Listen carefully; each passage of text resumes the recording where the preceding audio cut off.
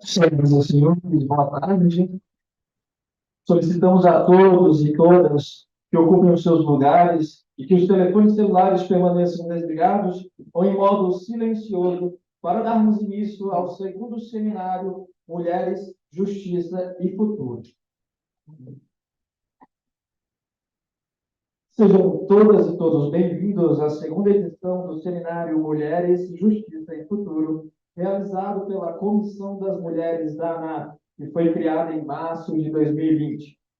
A ANAF Mulheres é uma das comissões mais ativas da ANAF, realizando diversas ações durante o ano, como lives, palestras ao vivo, ações nas redes sociais, comunicação, incentivos ao cuidado e bem-estar feminino, entre outras ações. Além disso, já fez diversas pesquisas sobre situações das mulheres dentro da AGU, campanhas de conscientização, instituiu o Minuto da Comissão das Mulheres e atua se reunindo com diversos órgãos e pleiteando melhorias como salas de amamentação em fraldários, espaço kids e requerendo igualdade de gênero nos cargos de gestão e de direção máxima das instituições. Entre os diversos debates e eventos organizados pela comissão esteve a primeira edição deste seminário, realizado pela ANAF Mulheres em 9 de novembro de 2022, e contou com a presença de convidados ilustres, como a professora Flávia Piovisan e da ex-subprocuradora-geral da República, doutora Ela Vieco. E foi uma excelente oportunidade para integrar os associados e associadas, discutindo temas vinculados à presença das mulheres no sistema de justiça, como o julgamento com perspectiva de gênero e a presença feminina nos tribunais do país. Além disso, houve o lançamento do livro Subversivas, da autora professora Gisele. E hoje, dando início ao segundo seminário Mulheres, Justiça e Futuro, que abordará os seguintes temas: oceanos e distâncias, brasileiras e seus filhos no exterior, roda de conversa, as mulheres e o mercado consumidor. Queremos, neste momento, registrar a presença de todas e todos os procuradores e procuradoras federais, procuradoras e procuradores da Fazenda Nacional, procuradoras e procuradores do Banco Central do Brasil e advogadas e advogados da União, que integram a maior e mais importante associação da Advocacia Pública Federal. E, neste momento, convidamos ao palco as seguintes autoridades para compor a mesa de abertura. Senhor Sérgio Montardo, presidente da Associação Nacional dos Advogados Públicos Federais. Senhora Gabriela da Silva Brandão, representante da carreira de advogado da União no Comitê de Diversidade e Inclusão da AGU. Com a palavra, doutor Sérgio.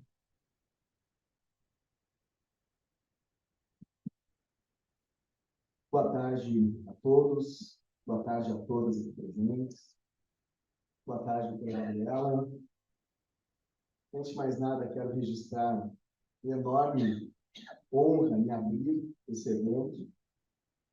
Quero registrar a Comissão das Mulheres, que vem se destacando dentro da nossa associação com as suas pautas, mas, acima de tudo, com a sua atuação firme no sentido de trazer o debate, trazer esse debate, de não aceitar a naturalização da desigualdade das mulheres frente ao nosso dia a dia, frente ao nosso mercado de trabalho, frente às nossas instituições.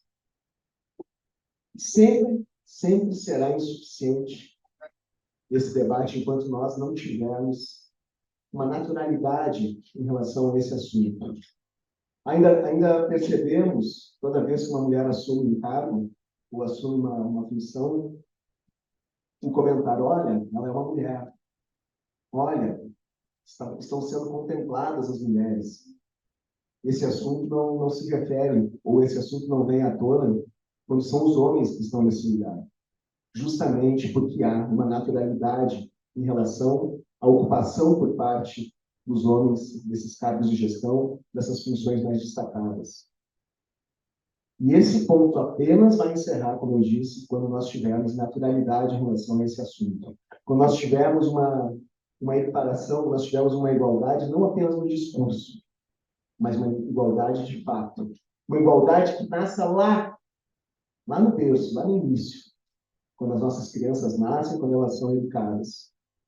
Aí sim, talvez daqui a algumas gerações, a gente possa, inclusive, deixar esse debate de lado e possa viver uma sociedade, de fato, em que haja igualdade entre mulheres e homens. Dentro dessa reflexão, dentro dessa ideia, desde já passo a palavra à doutora Gabriela, que certamente terá muito a contribuir para nós, conosco, nesse debate. Por favor, doutora Gabriela. Boa tarde a todos e todas. Primeiro, queria parabenizar a Nath, na pessoa da Universidade, pela realização do evento. É sempre muito bom a gente ter a oportunidade de poder aqui falar sobre essas questões de gênero cada vez mais. Queria agradecer o convite também à pessoa da doutora Érica para estar aqui. Vou pedir desculpa porque não vou poder ficar até o final. Eu ia passar aqui para dar uma olhadinha, para participar do primeiro painel, porque vou voltar para São Paulo ainda hoje. E tive a honra de ser convidada aqui para falar com vocês um pouquinho. Então, assim, para dar algum panorama, né, até a doutora Érica tinha comentado de falar sobre perspectivas na AGU sobre as questões de gênero, e aí eu comentei, não posso falar sobre a AGU, né, não estou na direção da gestão da AGU, mas estou integrando o Comitê de Diversidade e Inclusão, posso falar um pouquinho das iniciativas do Comitê de Diversidade e Inclusão da AGU e dos grupos de trabalho que foram criados. Então, o Comitê de Diversidade e Inclusão foi criado pela Portaria 8.5 do AGU, em fevereiro de 2023. Ele é composto por um representante titular e um suplente de cada uma das 4 carreiras jurídicas, né, advogadoria, procurador federal, procurador conselheiro e procurador do Banco Central, e por um representante também dos servidores administrativos, um suplente. E dentro desse Comitê de Diversidade e Inclusão, como é uma questão ainda muito nova na AGU, né, eu gosto sempre de falar que a gente é tarde, mas antes tarde, muito mais tarde, a gente tem muitos desafios, então foram criados 5 grupos de trabalho temáticos. O primeiro, não em ordem de importância, tá? Mas assim, tem um grupo de trabalho de gênero, que eu estou coordenando, o grupo de trabalho de LGBTQIA+, que é coordenado pelo CALASA, que é um servidor administrativo da PR3, o grupo de trabalho de etnia e raça, que é coordenado pela doutora Manuelita, que acho que todos conhecem, o grupo de trabalho de pessoas com deficiência, que é coordenado pelo Dr. Luiz Cláudio, que é procurador do Banco Central, ele é deficiente visual, então, assim, é um grupo que também tem funcionado muito bem. E o grupo de trabalho, que é um grupo de trabalho que tem um nome diferente, que é o de ciclos de vida. Não sei se alguém já tinha ouvido falar sobre isso, mas com viés de combate ao etarismo e também de alinhar as questões relacionadas às diferentes gerações dentro da nossa carreira, os desafios que isso envolve. Cada grupo de trabalho está definindo uma metodologia de trabalho, mas todos eles estão trabalhando com muitas pessoas voluntárias e com muito boa vontade. Então, é das coisas que hoje na Gil eu tenho o maior prazer de integrar, assim, porque é um trabalho que a gente faz extra, né, voluntário, todo mundo está fazendo mais ou menos além das atividades, e está todo mundo muito empolgado, muito animado para atuar com relação a isso. Dentro do grupo de trabalho de gênero, a gente fez, num primeiro momento, um levantamento de prioridades. Foram muitas, né? Então, a gente tem um elenco de questões de gênero para trabalhar no gênero. Então, para facilitar esse trabalho, para objetivar melhor assim, a questão, a gente dividiu em 3 subgrupos. Seriam 5, mas 2 deles são muito interseccionais. Então, ao invés de ter grupos específicos dentro do grupo de gênero, a gente resolveu atuar com os demais grupos. Então, há pessoas do grupo de gênero hoje que estão no grupo de etnia e raça, acompanhando as questões que são interseccionais, levando também um olhar do recorte de gênero para lá. E a outra interseccionalidade seria com a questão da sexualidade, né? Com o grupo que trata mais da diversidade sexual. Dentro do grupo de gênero, hoje a gente tem esses 3 subgrupos que são mais focados em questões de gênero. Um grupo sobre igualdade de gênero, que trata questões de liderança feminina e ocupação de cargos de gestão e de liderança por mulheres. Um grupo de enfrentamento ao assédio e um grupo de maternidade e relações familiares.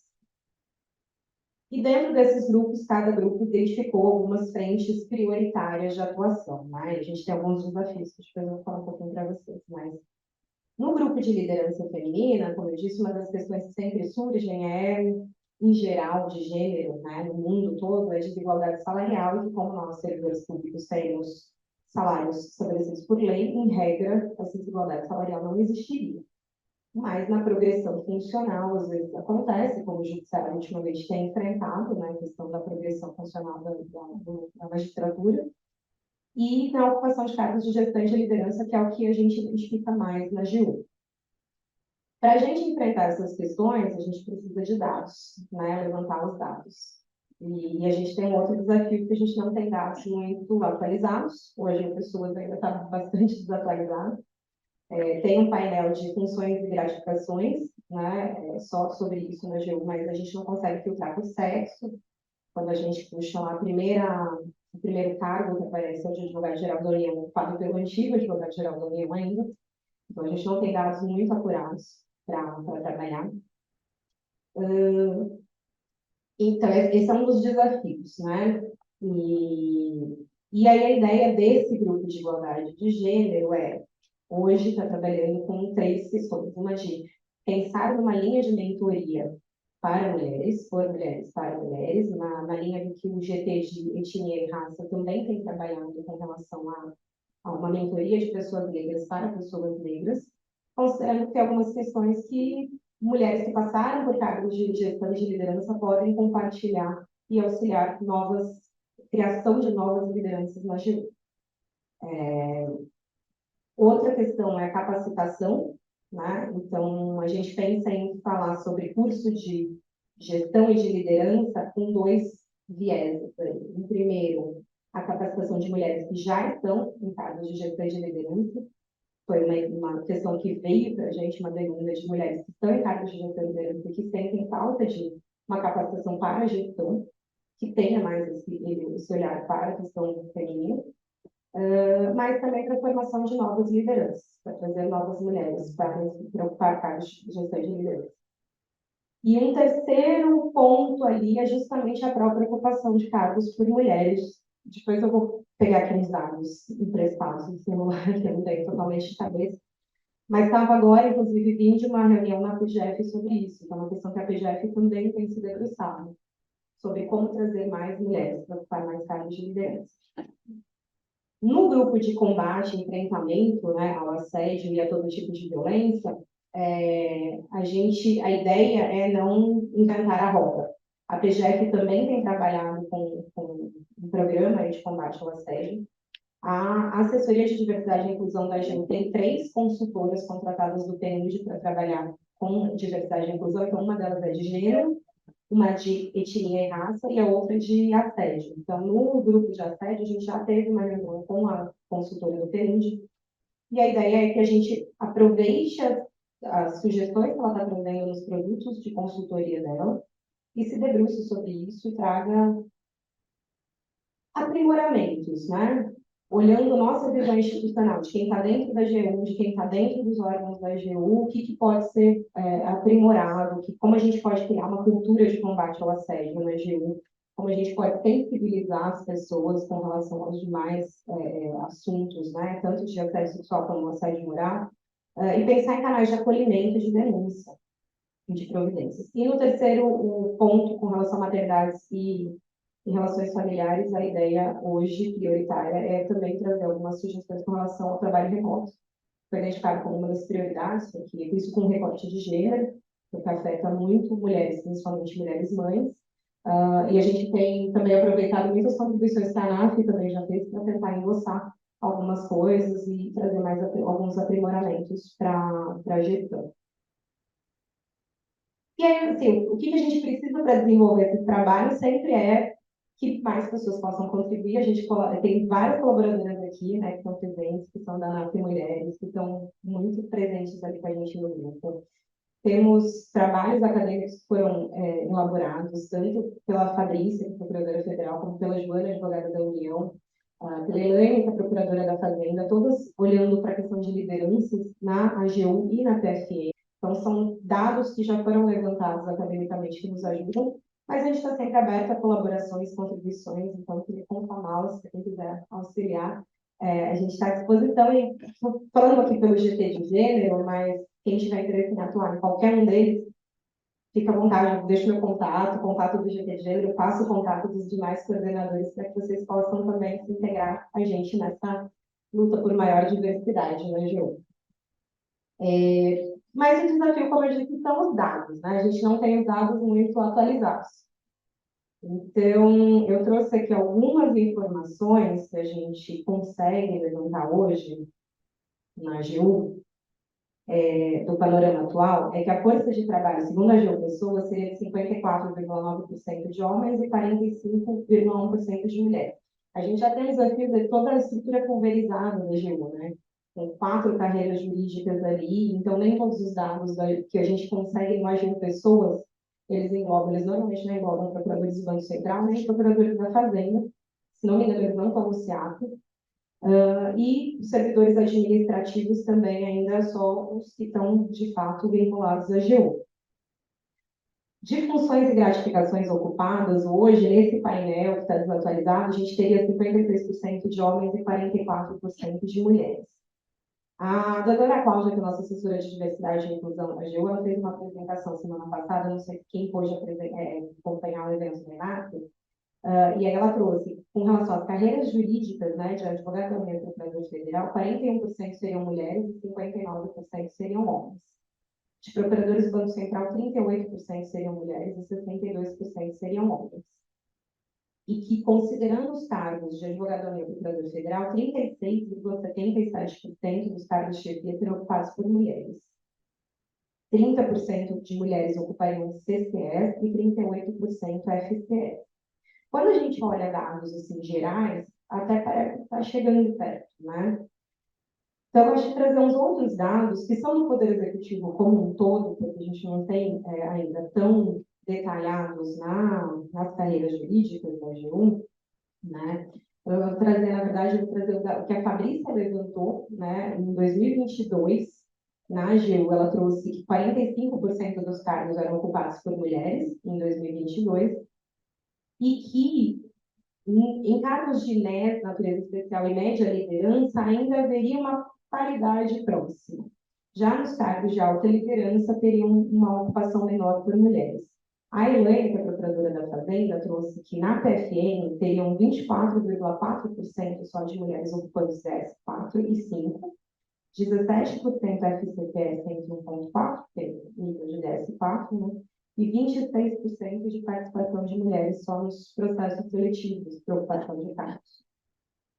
Esses dados são legais porque assim, elas conseguiram, a Fabrícia mesmo conseguiu pelo Fala DR ali, então são dados mais recentes, né? Mas olhando o poder executivo como um todo, a gente tem 2 documentos, um do Ministério da Economia, que é o relatório gerencial de gênero. Ele pega um recorte de 2015 a 2022, e o interessante é que ele detalha a ocupação por gênero de acordo com o nível de cargo, né? Então, você tem ali de DS 1 a 4, uma participação quase paritária das mulheres. A partir do DS 4, essa participação começa a reduzir. Então, no DS 5, chega a um percentual 70-30. 70% de homens para 30% de mulheres. E nos NES teriam menos de 20% de mulheres. Isso não é a AGU, o Poder Executivo como um todo, mas sim, pode se refletir de alguma forma como a gente divide aqui na AGU. Um documento mais recente é o perfil das lideranças do governo federal, que o IGI fez com dados de fevereiro de 2023. E aí ele detalha melhor essa distribuição. Então, a média de 36% dos cargos seriam ocupados por mulheres. Os DS 1 a 4 seriam ali entre 37% e 44% de mulheres. A partir do DS 5, essa participação começa a reduzir. Então, ela vai para 34% DS 5, 28% DS 6, 27% cargos de natureza especial. Para a média liderança, fica um percentual de 60% de homens e 40% de mulheres. Os cargos que eles consideram alta liderança seriam 67% de homens e 33% de mulheres. O interessante desses dados é que eles reportam com mulheres líderes que têm filhos menores de idade, que seriam 38%. dos homens líderes que têm filhos menores de idade seriam 66%. Então, a chance de um homem líder ter filhos menores de idade é 3,2 vezes maior do que de uma mulher. 51% das mulheres líderes são casadas e 68% dos homens líderes são casados. Eu estou trazendo esses dados porque, apesar de eles serem do Poder Executivo como um todo, são dados que a gente gostaria de ter na AGU, né? A gente gostaria de mapear isso. Então, uma das iniciativas que a gente tem discutido dentro do GT de Gênero é fazer uma espécie de enquete para levantar essas informações e trazer percepções também das pessoas das carreiras da AGU. Isso muito possivelmente se reflete na AGU também, com exceções, algumas ilhas que têm maior participação feminina ali, mas, em geral, é a percepção que se tem também. Isso reflete muito o que o IBGE já trouxe, né, na PNAD, que em 2022 as mulheres passavam 9,6 horas a mais com trabalhos domésticos ou de cuidado por semana do que homens. O Prêmio Nobel de Economia desse ano, inclusive, foi sobre participação de mulheres no mercado de trabalho. A Cláudia Goldin também traz essa questão do quanto o acúmulo de funções da mulher acaba atrapalhando que ela participe ou progrida melhor no mercado de trabalho. Mas a gente, sim, mesmo assim, o ideal seria a gente conseguir mapear isso na AGU para justamente propor políticas e instrumentos que possam melhorar essa participação feminina nos cargos de liderança. E uma questão que surge bastante nas discussões do GT é que, para isso, a gente precisa de uma mudança de cultura institucional, que não é só na AGU, é no mercado de trabalho como um todo. Uma das questões que sempre surge com relação à ocupação de cargos de liderança é justamente a disponibilidade. Então a mulher não vai, as pessoas às vezes presumem que a mulher não vai querer assumir uma função porque ela tem filho. Ou, às vezes, a mulher, de fato, não quer assumir aquela função porque ela tem filho, porque ela tem outras atividades, ou ela tem pais idosos, ela também se responsabiliza por eles. Então, nessas dissertações de mestrado que eu li e trago, e acho importantíssimo que todo mundo tenha conhecimento, foram feitas várias entrevistas com mulheres líderes na AGU. Então, às vezes, até dolorido a gente ouvir uma mulher falar: não, mas as mulheres não estão aqui porque eu sou virona e elas não querem estar aqui. É dolorido a gente ouvir, mas infelizmente tem essa percepção. E, de certa forma, reflete essas questões de acúmulo de funções. Então, para a gente atacar isso, e a gente estava conversando ali na reunião na PGF, justamente, é como trazer mais mulheres para a liderança, a gente também precisa ampliar, e não falar só de maternidade, mas falar de uma parentalidade presente e consciente, porque a partir do momento em que tanto os homens quanto mulheres que têm filhos pequenos puderem sair para buscar os filhos na escola, ficar em casa quando o filho está doente, ir a uma reunião de escola que acontece no horário comercial de trabalho, isso se torna algo natural, né? E não só pessoas que têm filhos. Eu gosto de falar isso porque acho que a gente fala muito: mas a pessoa que tem filho precisa sair para buscar o filho. A pessoa que é solteira, que não tem filho, ela tem direito à desconexão também. Ela tem direito ao lazer, ela pode ir para casa assistir uma série. Então, eu entendo que a gente tem urgência naturalmente em todo ambiente de trabalho e todo mundo vai atender essas urgências. Com pais idosos, com filhos pequenos, todo mundo vai atender uma urgência de surgir. Mas a gente talvez precise pensar no que é urgente, de fato. Né? Minha experiência na AGU, quantas vezes a gente não corre de noite para fazer uma portaria, porque alguém vai assinar aquela portaria naquele dia, e a portaria fica uma semana esperando a assinatura. Então, a gente precisa trabalhar nas questões mais amplas de mudança de cultura institucional. E, às vezes, e comentei isso na PGF, a gente precisa tocar um pouco a ferida. A gente precisa trazer algumas questões que são um pouco mais difíceis de lidar e que hoje a gente, infelizmente, não tem solução ainda. Mas quanto mais a gente puder falar em ambientes como esse e trazer as experiências e as visões diferentes de cada um, de cada uma, a gente vai conseguir buscar soluções mais adequadas e mudando o ambiente de trabalho como um todo. Mas era isso, basicamente, trazer o que a gente tem falado no grupo de gênero e convidar quem quiser contribuir com o grupo de gênero ou os demais grupos do Comitê de Diversidade para que se venham, né, nos ajudem. É um trabalho muito gratificante, de fato, porque a gente vê a perspectiva de ser transformador. tá? Acho que a oportunidade que a gente tem de transformar o ambiente de trabalho, a cultura institucional, trouxe os aspectos de gênero, mas assim, em outros aspectos também a gente precisa ter um olhar mais de cuidado. E quando eu falo de interseccionalidade ali, por exemplo, uma das questões com relação a pessoas com deficiência é justamente que as pessoas que cuidam de pessoas com deficiência, filhos, irmãos, às vezes, são as mulheres, na maioria das vezes. Então, tem muitas mães no grupo de PCD, justamente porque tem crianças com deficiência e isso exige delas uma dedicação diferente. Então, para quem quiser contribuir com os trabalhos, eu fico à disposição.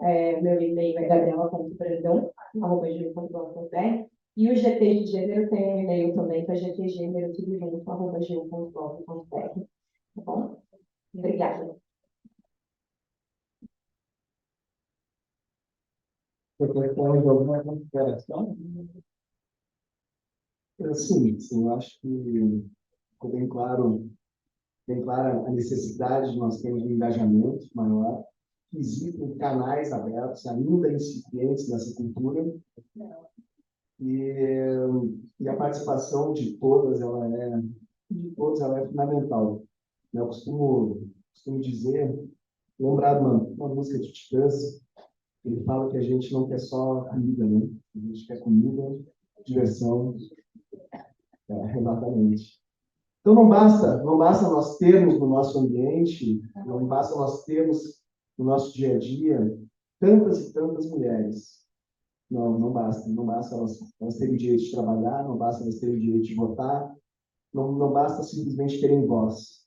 Né? Elas precisam ter participação, precisam ter igualdade e, acima de tudo, serem observadas, né? Serem observadas nos seus direitos. Elas querem mais, elas precisam mais, e nós estamos muito longe daquilo que efetivamente é merecido. A gente precisa trabalhar nesse sentido. Muito obrigado. Peço a gentileza de fazer essa primeira mesa para darmos continuidade na programação. A salva de palmas.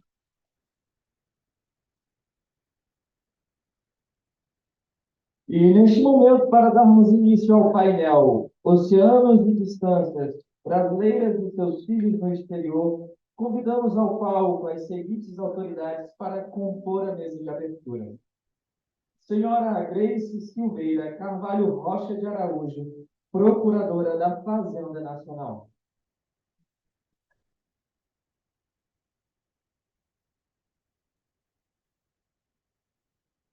Senhora Estela Furquim, Diretora Executiva do GAMBI, Grupo de Apoio a Mulheres Brasileiras no Exterior.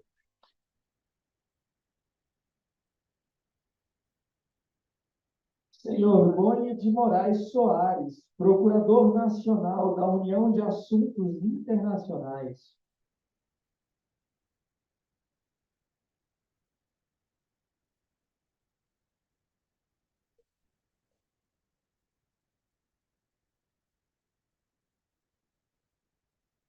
A palavra é a senhora Grace. Boa tarde a todos e todas. Eu queria falar primeiro da felicidade de estar aqui falando de um tema, mediando esse diálogo, né? Um diálogo, na verdade.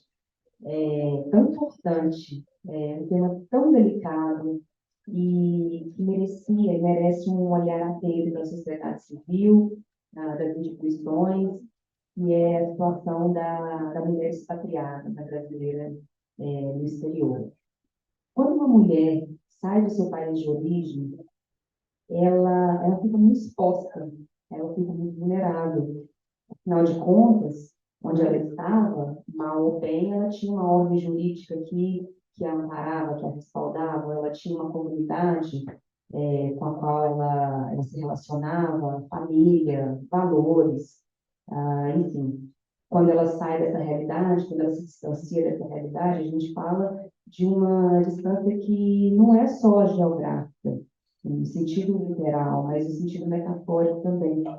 E quando elas atravessam ou se propõem a atravessar o Atlântico, ela se depara com um verdadeiro oceano de dificuldades várias, de ordem linguística, para começar, barreira linguística, dificuldades culturais, sociais, religiosas, tudo tem um peso muito maior para essa mulher.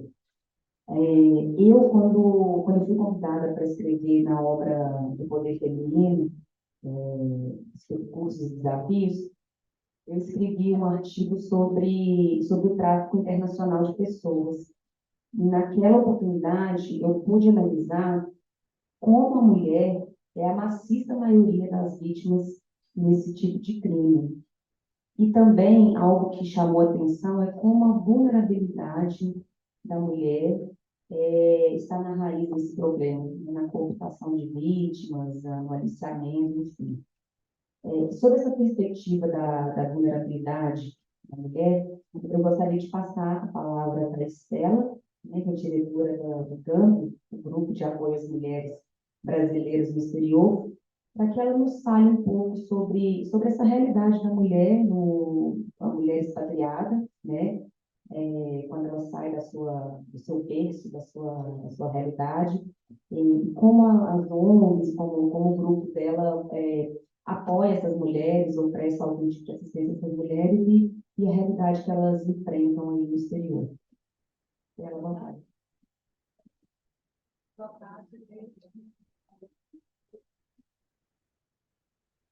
Pode falar. Boa tarde, Grace. Boa tarde a todos. Boa tarde, Boni. Como a Grace explicou, eu sou Estela Porquini e sou a cofundadora de uma ONG chamada GAMB. Nós temos 9 anos de funcionamento e já ajudamos centenas de mulheres em mais de 30 países nesses 9 anos. E eu trouxe uns slides que eu preparei para hoje, porque faço com frequência a fala sobre a posição da mulher no exterior e qual é a nossa experiência, quais as intersecções todas de preconceitos que temos. Mas quando eu recebi o convite oficial,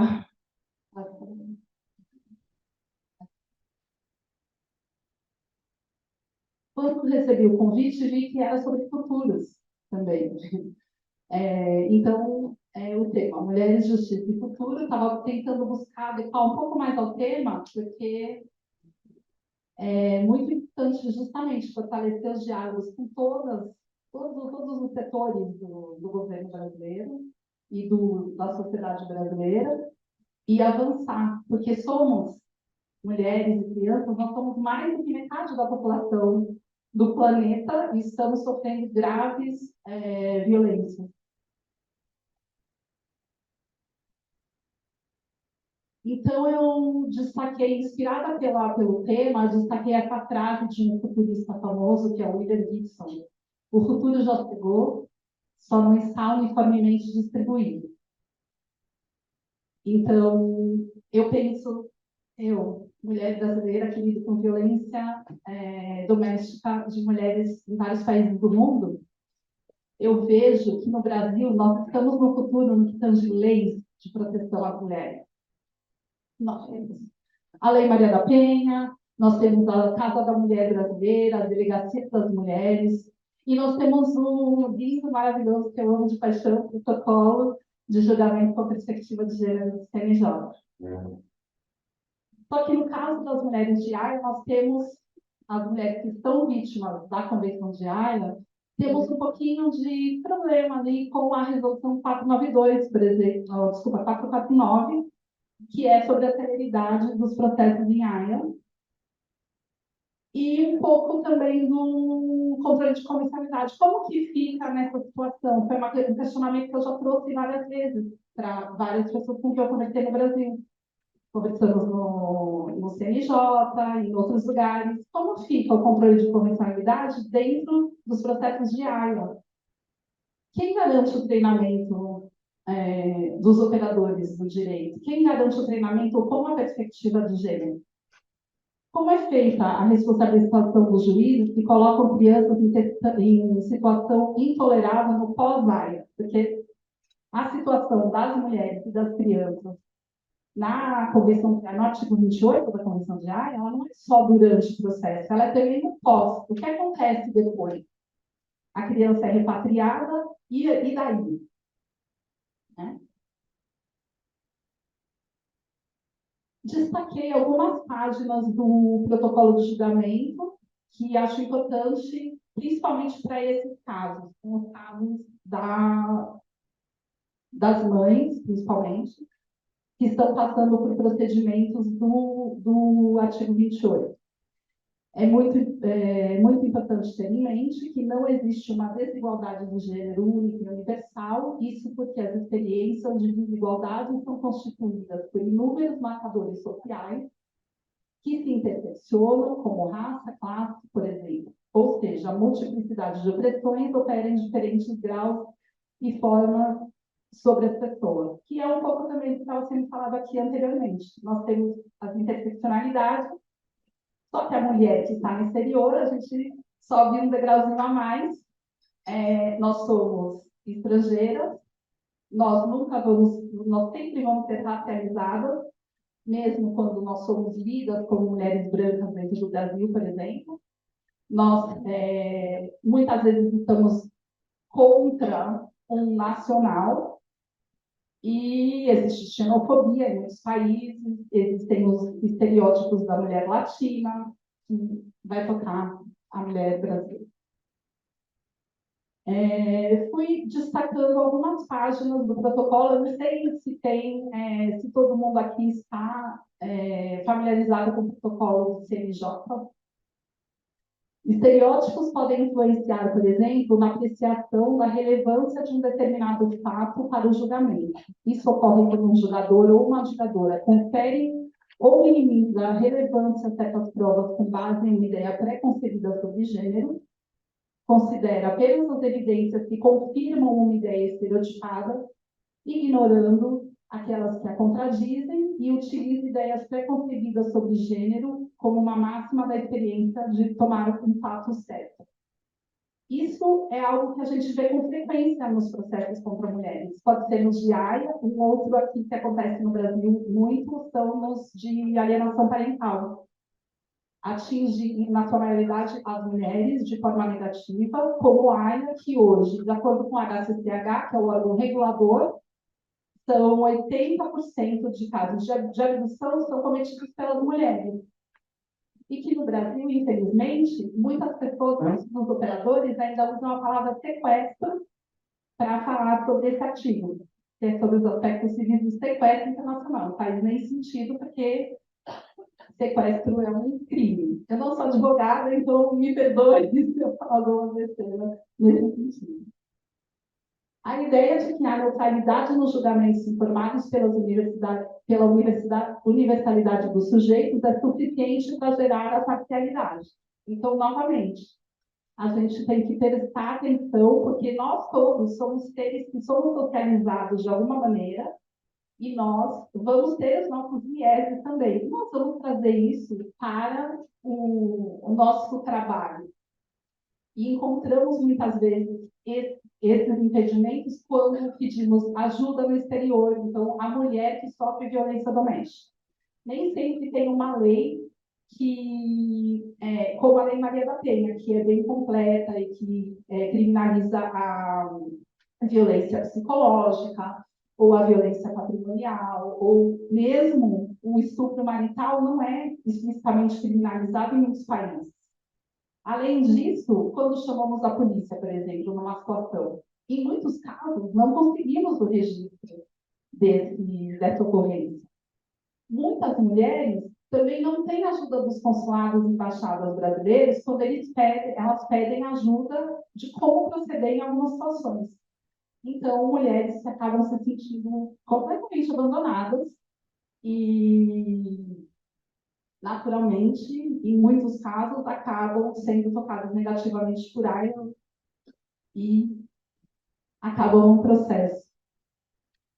Eu queria só passar um pouco rápido por esse, porque não quero perder meu tempo, desculpa, não quero passar do meu tempo. Aqui eu queria falar uma historinha que aconteceu comigo. Logo que eu cheguei no Canadá, eu morei 20 anos no Canadá, E logo que eu cheguei no Canadá, estava, né, deslumbrada, achando tudo muito legal, muito lindo, muito organizado, não tinha medo de andar na rua. E eu fui num casamento, que é o casamento da tia dos meus filhos.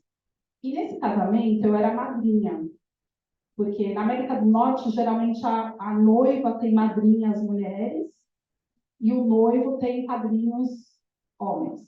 Então eu era madrinha e uma outra madrinha, ela chegou na festa, no pré-casamento, né, que a gente ajuda a noiva a se arrumar e tal, e ela falou, nossa, estava curiosíssima para te conhecer, porque fiquei sabendo, né, que a cunhada da fulana é brasileira.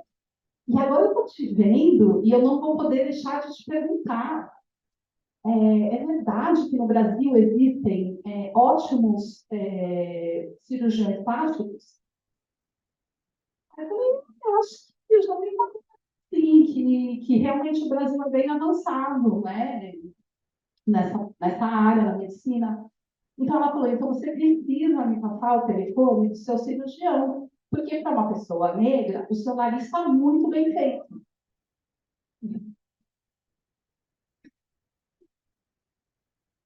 A cara de espanto aqui foi a única surpresa que eu fiz. Porque foi ali o meu primeiro momento de me deparar com a situação de que eu não sou branca, fora do Brasil, que eles vão ter estereótipos de quem é a brasileira, e eles reparam em vários detalhes. Eles reparam em detalhes que muitas vezes nós brasileiros não reparamos. Eles enxergam a etnia das pessoas de uma maneira muito detalhada. E para ela, como ela tinha o estereótipo de que no Brasil temos somente pessoas descendentes de africanos, então eu tenho que ter passado por uma cirurgia plástica. E isso, claro, foi uma situação social e me surpreendeu, mas é isso que a gente se depara na vida, no dia a dia, com os estereótipos negativos sobre mulheres. Já somos da categoria ser mulher, que já vive em desvantagem. Não importa o lugar do mundo, nós não estamos no mesmo patamar, não há equidade. Nós sabemos disso. Não sou eu que estou falando, existem estatísticas várias de vários lugares do mundo. Então, além disso, nós somos, no caso da mulher brasileira, latina, que carrega vários estereótipos negativos, do sul global, racializada, e, consequentemente, sofremos bastante xenofobia, temos integração na sociedade muito complicada, acessibilidade muito limitada ao sistema local, empregabilidade baixa, mesmo quando a gente olha as estatísticas do país de desemprego, isso não quer dizer que a mulher brasileira chegou lá naquele país e vai conseguir um emprego. E o isolamento social. Muitas mulheres casadas com estrangeiro, elas não têm a possibilidade de aprender a língua local. É simples assim. Elas são impedidas de aprender a língua local, elas não têm acesso a grupos sociais, muitas vezes elas sofrem xenofobia. Na Europa é muito, muito sério, porque existem muitas vilinhas nos países, né? É meio que uma grande coleção de pequenas vilinhas, claro, tirando as cidades maiores. Por exemplo, na Itália, se você for para Roma, Milão, Veneza, então são cidades maiores e que com muito movimento. Mas se você for para outras cidades, são vilinhas, uma atrás da outra, onde muitas vezes aquela mulher é a única estrangeira do local. E, seguindo no tema, eu pensei em trazer um conceito novo de uma das cofundadoras do GAMP, que é a Joyce Pereira, que ela é futurista, e então ela e a colega dela italiana cunharam esse termo, que é o future washing. E aí eu me pergunto, será que a gente não está fazendo future washing aqui no Brasil? Porque nós temos todas as ferramentas lá. para dar para a mulher a situação de equidade em todos os níveis da vida. O que está fazendo com as mulheres brasileiras que estão vindo na situação de AIA, que elas sofrem violência no exterior, e depois elas chegam aqui no Brasil e elas continuam sofrendo uma violência muito grave institucional, porque elas não têm a palavra delas acreditada, elas têm dificuldade de procurar ajuda, não conseguem mostrar que ela buscou ajuda, e ela é considerada uma sequestradora. Mas fora esse detalhe de área, a gente está realmente usando todas as ferramentas que a gente tem para o futuro, para o avanço do futuro, para a equidade, usando as ferramentas que a gente já tem no Brasil? Nós já temos as ferramentas. A gente vai só deixá-las no papel e mostrar como nós estamos na vanguarda, ou a gente vai estar realmente na vanguarda do mundo e aplicar todas as ferramentas que a gente já tem? Deixo essa provocação para vocês. Muito obrigada.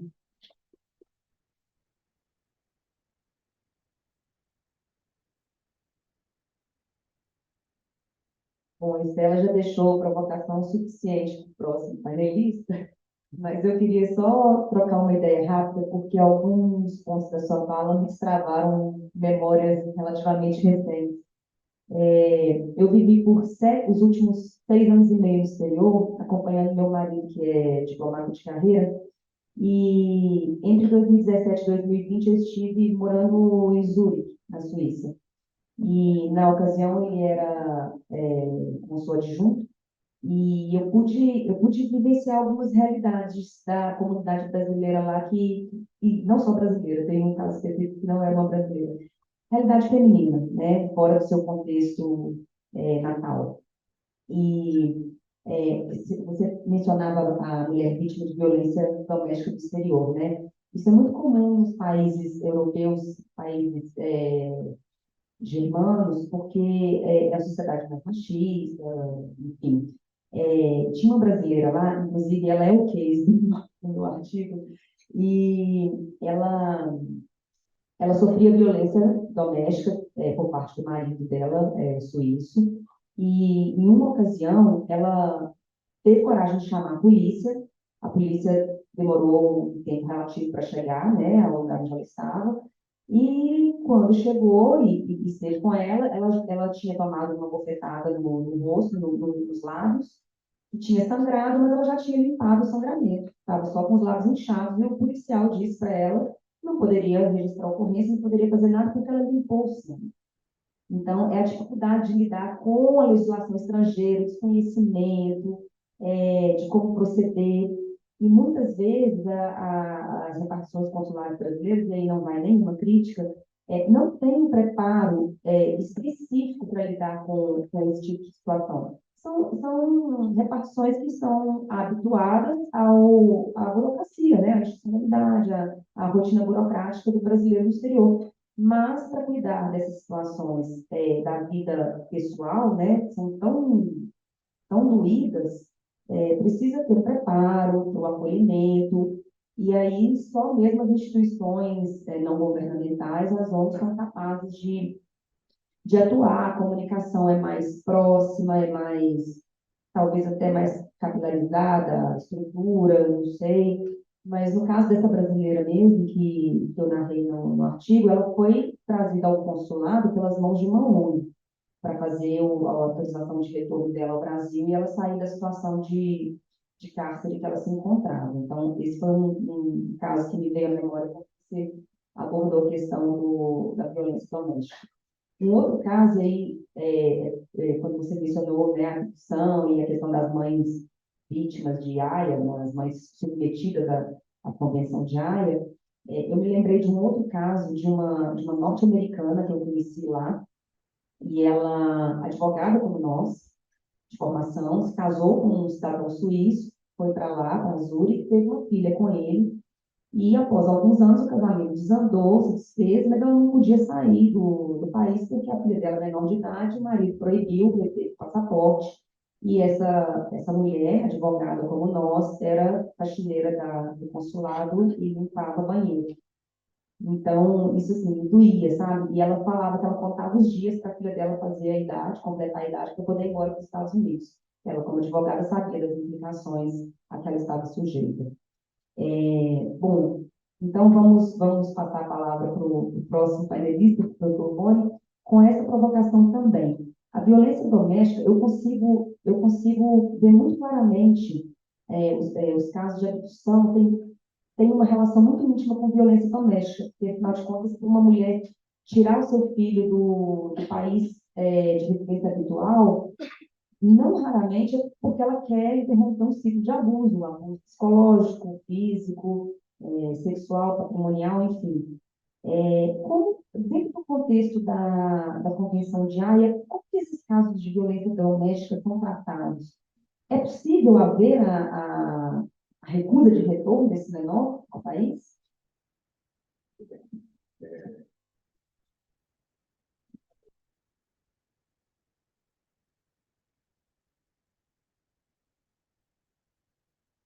Bom, boa tarde a todas e a todos. É um prazer estar aqui. Eu queria começar agradecendo o convite que foi feito pela colega Eva, querida amiga, por estar aqui, mas também agradecer institucionalmente a ANAF pelo convite. Havia algum tempo que eu não vim aqui ao Expediente da ANAF, é bom rever colegas envolvidos com a associação. Quero agradecer também a oportunidade de conversar com o Céu, com o Grace, particularmente querida amiga, até pouco tempo no exterior, né, vivenciando um pouco desse debate que a gente tem aqui.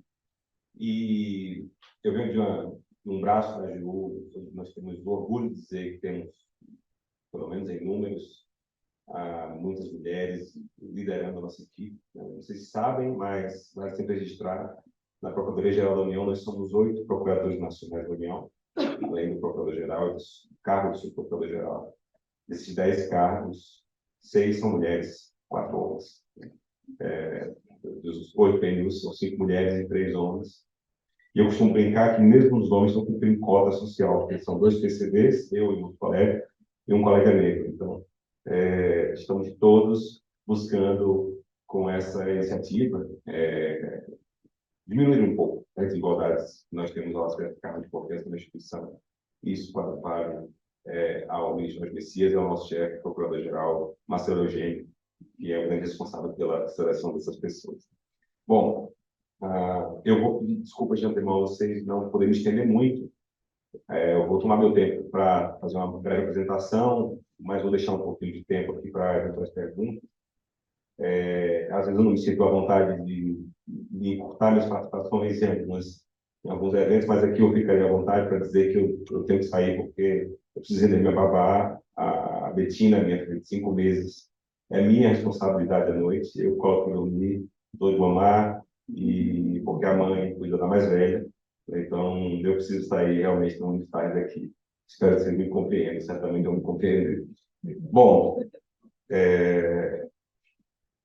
como eu disse, tentarei ser breve, antes de responder aqui as perguntas que foram feitas, só passar um pouquinho o cenário do trabalho que a AGU tem em relação à Comissão da sobre Hospitação de Crianças. Isso é um tema, talvez, maior repercussão na atuação da Procuradoria Nacional de Assuntos Internacionais, mas ainda assim é um tema muitas vezes desconhecido, né, por nós, e vale aqui a oportunidade para apresentar um pouco. Bom, por que a União atua nesses processos, né? A União é a pessoa jurídica que assume as obrigações assumidas pela República Federativa do Brasil no âmbito internacional. Então, ela tem a incumbência de fazer valer aqueles compromissos internamente, quando não há, claro, uma legislação que remeta a um Estado ou qualquer outro ente federal. Isso se transforma, isso se revela a partir do cumprimento de pedidos de cooperação jurídica que vêm de outros países para que crianças, a princípio, ilicitamente subtraídas, sejam retornadas ao seu estado anterior, ao chamado tecnicamente de estado de residência habitual, né, o local onde a criança morava até então. Bom, então, quando esse pedido não vem de uma autoridade, quando ele vem de uma autoridade judicial estrangeira, uma decisão estrangeira para cumprimento, ele é encaminhado diretamente ao STJ. Quando não é o caso, e a grande maioria não é o caso, ele exige uma decisão judicial aqui no Brasil, uma apreciação do Poder Judiciário brasileiro. Para isso, nós funcionamos como instituição que leva essa questão ao Poder Judiciário. Bom, E é importante dizer, já como primeira importante mensagem da minha fala para vocês, que a União não representa o genitor abandonado num contexto de publicação internacional de crianças, nem representa o Estado estrangeiro. Nós representamos a União. A União vai, ela própria, cumprir a sua obrigação de cumprir o tratado. E é importante dizer, reafirmar isso. A obrigação é de cumprir o tratado. A obrigação que a União tem não é de retornar crianças para o exterior, ou mesmo a obrigação de defender um ponto de vista. É claro que a Convenção trabalha com a ideia de que o melhor interesse da criança, a princípio, se revela no retorno dela para o seu estado de residência habitual. Mas isso ocorre somente se não houver exceções a esse retorno, né? Então, na configuração de uma das exceções, e a violência doméstica, como diria daqui a pouco, pode configurar essa exceção, não há essa obrigação de retorno. E a União e o juízo não têm nenhum problema em reconhecer a aplicação correta da Convenção em caso de violência doméstica, quando se coloca num caso concreto dessa maneira.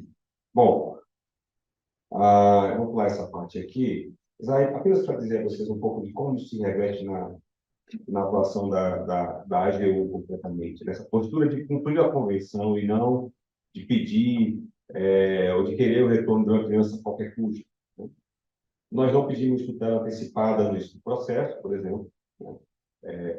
É difícil lidar com o cumprimento de tutela antecipada para o retorno do menor, se a sentença pode eventualmente reverter essa decisão anterior.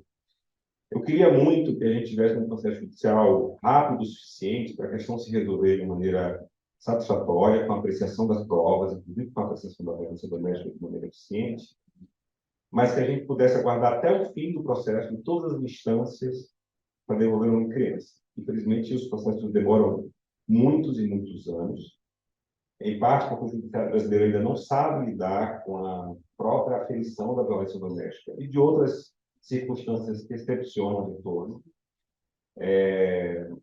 E isso faz com que, em algum momento, possa haver o retorno da criança sem o trânsito julgado do processo. Há um debate imenso hoje sobre como acelerar o processo judicial sem perder de vista a importância de uma instituição probatória adequada da violência, de outras situações de risco grave no retorno da criança e outras hipóteses de exceção. Mas ainda assim, infelizmente, hoje os processos demoram muitos e muitos anos. Para prejuízo de todos os envolvidos. Prejuízo da criança, prejuízo dos pais, prejuízo também, claro, de todos aqueles envolvidos processualmente nos casos. Nós não costumamos contestar pedidos de realização de perícia formulados pelo genitor subtrator, como dizemos, né? Em 80% dos casos, como as mulheres brasileiras. Porque para nós é importante que haja a comprovação de qualquer situação que recepcione o retorno da criança, inclusive de violência doméstica. Quando a criança demonstra ter maturidade suficiente, nós muitas vezes pedimos que a criança seja ouvida. Essa é uma obrigação, é uma possibilidade que está colocada na Comissão da Área de Educação de Crianças, mas é até mesmo uma obrigação do Estado, parte da Convenção da ONU de Direitos da Criança. Estabelece esse dever claramente, né? A criança que tem grau de maturidade suficiente deve ser ouvida no procedimento. Bom, e quanto à violência doméstica em si, o que temos de relação com esse tema? A Convenção da Haia não trata expressamente de violência doméstica. Ela foi produzida num contexto que desconsiderou a perspectiva de gênero, a realidade do sul global, em que, não é só no caso brasileiro, em que a imensa maioria dos genitores subtratores são mulheres, que muitas vezes sofrem violência, e ela é completamente cega a essa realidade social. Talvez já ouvi isso, né? Talvez a realidade da época, quando a Convenção foi negociada, não fosse a que se tem hoje. Eu duvido que... dizem que a Convenção foi muito pensada para problemas envolvendo os Estados europeus, e não a realidade migratória global como um todo. Exatamente. Ou seja, a Convenção já tem mais de 40 anos, né, desde que foi celebrada. E o fato é que, na realidade, a gente se depara com esses casos. A partir disso, houve um trabalho de reconhecimento da violência doméstica como uma hipótese de não retorno. Como? A Convenção estabelece no artigo 13.1b que não há obrigação jurídica de devolver o menor ao estado de residência habitual se houver prova de risco grave de sujeição da criança a, a perigos de ordem física ou psíquica ou qualquer outro tipo de situação inadmissível. E, por força do movimento de muitos países que percebiam nos casos concretos a ocorrência de violência doméstica, inclusive no Brasil, foi editado em 2020 um guia de boas práticas de aplicação desse dispositivo, que prevê expressamente que a violência doméstica pode ser uma situação, pode ensejar esse risco grave que fala a Convenção. A questão é que é preciso que haja no processo prova da violência doméstica, isso é um drama para as partes envolvidas, e que haja ali algum tipo de implicação ou de efeito dessa violência sobre a criança, né? Então, isso pode dar ensejo a dúvidas no processo. Há casos muito claros de implicação da criança, ou seja, a violência dentro do contexto familiar, ela eu diria, quase sempre implica perigos de ordem física ou psíquica para o menor, ainda que a violência não seja praticada contra o filho comum. Mas as situações que chamam a gente a pensar em casos excepcionais, em que a violência é, ainda que comprovada, praticada antes da existência da criança. E depois do nascimento do filho comum e passados 10, 15 anos, não há mais nenhum episódio de violência. Aquele episódio de violência que foi praticado há 15 anos atrás, antes do nascimento do filho, seria capaz de justificar a exceção, né? São questões mais complexas que surgem nesses processos. De qualquer maneira, esse exemplo é, como disse, excepcional. É quase que abstrato. A maioria dos casos que a gente vê, as alegações são de violência no contexto familiar, após o nascimento dos filhos, propriamente. Bom, então, como disse, o Guia de Boas Práticas de Aplicação do Dispositivo reconhece a violência como hipótese de exceção ao retorno, e há também, nesse Guia de Boas Práticas, um reconhecimento de que a violência não precisa ser somente física. Ela pode também abranger violência psicológica, ou muitas vezes patrimonial, financeira, o que, aliás, é um dispositivo que se coaduna com a Lei Maria da Penha, que também adota um conceito amplo de violência. Bom, na prática dos casos, a alegação de violência doméstica ela é recorrente. A grande maioria, como já foi dito aqui, dos casos envolvem mulheres, né, como genitor que subtrai a criança do país de residência habitual, e desses casos, a grande maioria também traz relatos de violência doméstica. Então, toda vez que esse argumento surge, há uma dilação parte probatória, é preciso realizar perícia, é preciso coletar qualquer tipo de documento que puder ter sido produzido no Brasil e no exterior quanto a essa ocorrência, para que o judiciário brasileiro possa aferir se houve ou não, né, a violência.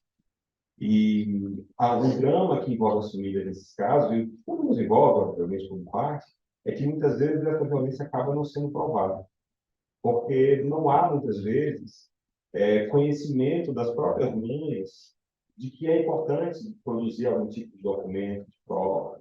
Daí vem a importância de algumas organizações de sociedade civil que orientam essas mães, mesmo no contexto absolutamente difícil, tentarem produzir algum tipo de prova. Um drama que, aliás, se repete nos casos de violência doméstica no Brasil também, né? Levados ao judiciário brasileiro também. E, como o Grace lembrou, ainda há uma possibilidade de aumento do engajamento dos consulados brasileiros para atender mulheres. A gente sabe que é crescente esse engajamento e esse envolvimento dos consulados, a preparação deles também, para fugir da burocracia dos papéis e conseguir atender as mulheres brasileiras de maneira adequada, inclusive para que eles sejam a fonte da documentação, para que muitas vezes uma mãe chegue com um depoimento e ele transforme aquilo em texto, que possa depois ser trazido para o processo. Se o Estado estrangeiro não tem estrutura para isso, pelo menos os consulados brasileiros o têm. E esse documento, imagine, celebrado por um diplomata, um agente público dotado de fé pública, né, será um elemento de persuasão muito importante para o juiz, né? Mas, como disse, infelizmente, isso ainda é exceção. essa atuação dos consulados ainda é exceção. Precisa crescer cada vez mais. Bom, diante de um cenário que há a prova da violência doméstica, cada vez menos recorremos dessas aferições judiciais, ou seja, de sentenças que atestam a violência doméstica. Em alguns casos, há um debate sobre se houve uma aplicação correta da convenção, e aí sim a gente pode recorrer. Mas, na prática, na minoria dos casos, há esse questionamento de uma perícia, né, que afere na verdade, acho que já não há mais há muitos anos questionamento sobre a aferição da violência, porque essa é uma prova pericial, né, que muitas vezes há um debate sobre a repercussão que isso tem para a convenção. E aí você esbarra muitas vezes em interpretação dos dispositivos como mencionei antes. E, ainda assim, quando eventualmente esse debate se coloca também no tribunal, em uma apelação, aí sim, aí é que se torna absolutamente excepcional discutir a exceção ao retorno, ou seja, a decisão de que a criança fica no Brasil, junto com o mesmo recurso ao STJ ou ao STF. É absolutamente excepcional a submissão de recurso ao STJ ou ao STF pela União. A maioria dos casos em que há um recurso para essa exceção são recursos movidos pelo genitor, se sente conformado com a prestação inferior e tem todo o direito de fazer, obviamente. Então, o que a gente tem para o futuro desse caso, né? A dificuldade brasileira, talvez eu não tenha deixado isso claro, é que se de um lado a gente se preocupa em aplicar a convenção corretamente a partir da realidade do Brasil, das mulheres brasileiras, há um compromisso do Estado brasileiro de cumprir a convenção. Esse é o mote de toda a nossa atuação.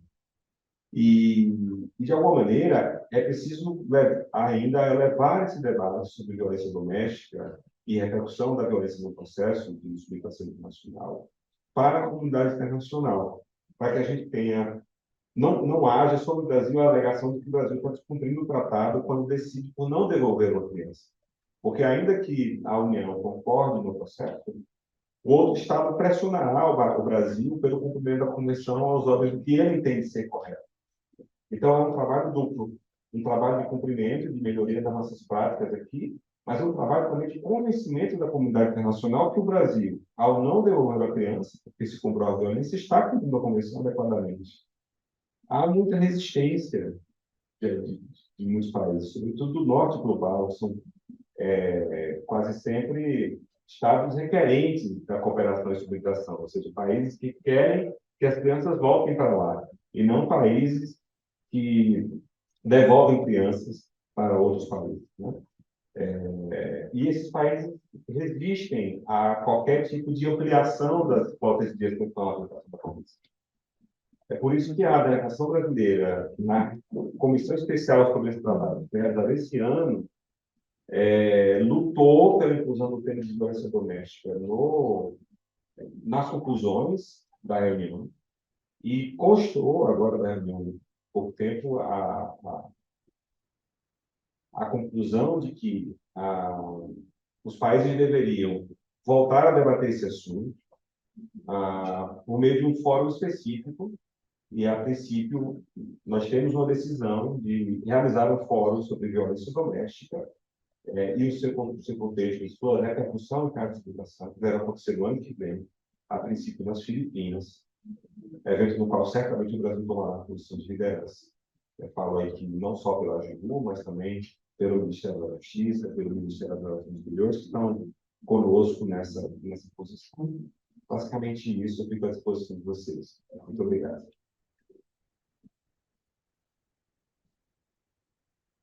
Eu acho que o caminho é bem por aí, Boni.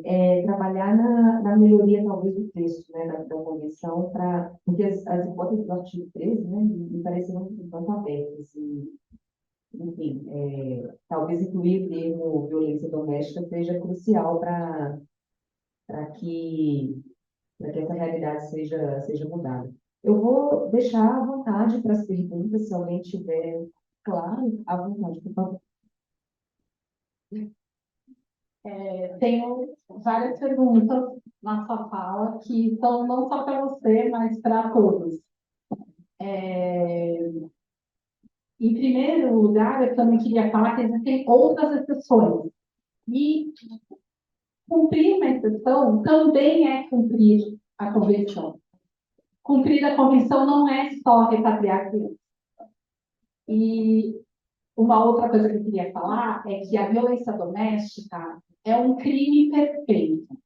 Ela acontece na privacidade do nosso lar. Não existe uma pessoa que passou por violência doméstica antes do nascimento do filho que ainda não tem violência doméstica nesse momento, depois do nascimento do filho. Porque não é assim que a violência doméstica funciona. A violência doméstica, ela é cíclica e ela escala. Ela nunca desescala porque nasceu uma criança. Pelo contrário, na maioria dos casos, a violência escala após o nascimento da criança. Hoje, na minha opinião, muito sem conhecimento técnico, como eu disse, não sou advogada, mas para mim, essa convenção, do jeito que ela está desatualizada, ela é um instrumento contra a mulher, ela é um instrumento de coerção, de controle coercitivo para mulheres em geral, porque os 80% das mulheres subtratoras, das mães subtratoras, como diz a convenção, eu prefiro chamar de mães protetoras, porque a maior parte delas é mulheres do sul global ou do leste europeu, e elas sofrem alguma situação muito semelhante. Violência doméstica escalando, falta de ajuda local. Não é que o país não tem o que precisa ter para acolher a pessoa que sofre violência doméstica. Ele tem também os dispositivos legais, ele só não usa por várias questões, como, por exemplo, a xenofobia ou o racismo e etc.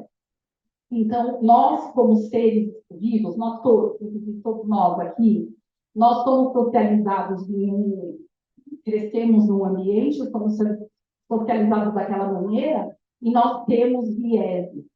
Nós todos temos. Não adianta alguma pessoa falar, eu não tenho. Não, todos temos. E esses vieses nós trazemos para a nossa atuação profissional. E muitas vezes esses vieses que estão atrapalhando a real justiça para mulheres e crianças. E muitas vezes é questionado, quando eu trago questionamento para as pessoas que trabalham com esse tema, eu falo sobre, elas me falam, mas houve violação do direito humano porque a criança foi tirada do país de residência habitual dela, ou o 13B não vai ser aceito porque não tem prova robusta da violência doméstica. Mas e a violência que a criança já estava sofrendo porque ela estava assistindo, ela estava naquele ambiente violento antes? E o fato de que aquela mulher não está conseguindo obter a justiça? Ou pessoas que falam, todo trabalho é digno. É verdade, todo trabalho é digno. Mas qual é o seu ataque moral de ser advogada nos Estados Unidos e lavar banheiro na Suíça?